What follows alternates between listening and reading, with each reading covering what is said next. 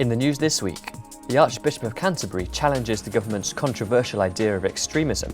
Northern Ireland's First Minister speaks out on ashes. And a bill proposing a public vote on same-sex marriage has been blocked in Australia. Hello. The Archbishop of Canterbury says the government has a seriously flawed view of extremism that places Christians alongside extreme Muslim groups. Criticising ministers and civil servants for religious illiteracy, Justin Welby said many assume conservative Christian believers are a bit bonkers. The Archbishop added that the atmosphere in Whitehall is one where people fail to see the difference between a group such as the Muslim Brotherhood and conservative evangelical Christians. He then described a conversation with a senior politician who questioned what could be wrong with the British values drive and said that someone whose faith was more important than the rule of law was surely an extremist. But the Archbishop told the politician, "You've got a real problem here, because for me personally, my faith is more important than the rule of law, so you've got an extremist sitting in here with you. We do not believe as Christians that the rule of law outweighs everything else. We believe that the kingdom of God outweighs everything else."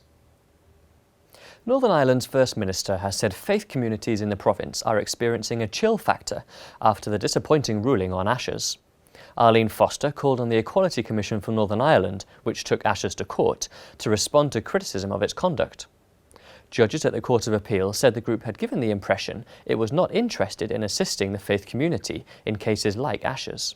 I think it's incumbent upon the Equality Commission to indicate to the Executive how they intend to remedy what has been pointed out to them by the Court and what affirmative action they intend to take in terms of the faith communities, because there is certainly a chill factor there in terms of the faith communities, and that's something that is communicated to me on a weekly basis, and it's something that they have to take notice of. The First Minister also pointed out that the Commission, which is taxpayer funded, ran up legal costs of more than £100,000 while pursuing the case against ashes. The bakery's owners and the Christian Institute, which provided legal support for them, are taking legal advice to see what options for appeal remain open. A prominent figure within the Church of Scotland has reiterated calls for a ban on smacking.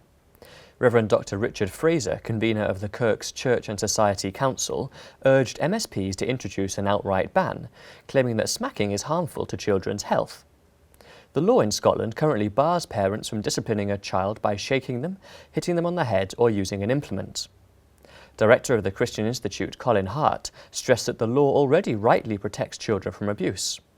A ban on smacking would lead to large numbers of parents being criminalised. It would undermine parents and divert resources away from protecting children who are being abused. A spokesman for the Scottish Government said it has no plans to change the current law. And finally, a bill proposing a public vote to decide on same-sex marriage has been blocked in Australia. The Senate voted against the bill by 33 votes to 29. Prime Minister Malcolm Turnbull had intended to hold a public vote on the issue in February 2017. Managing Director of the Australian Christian lobby, Lyle Shelton, responded to the outcome by calling on politicians to now consider other issues.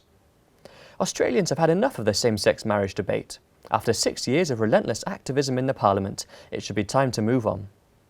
Shelton added that politicians may have unwittingly done the nation a favour by allowing more time for people to understand the consequences of redefining marriage. Australian political analyst Nick Economou echoed Shelton's comments. There has been an excessive preoccupation with a small number of social policy issues. Maybe the government can now get on with what the voters want them to do. Well, that's all for this week. For regular updates and information on all of our stories, plus much more, visit our website at christian.org.uk. Until next time, goodbye.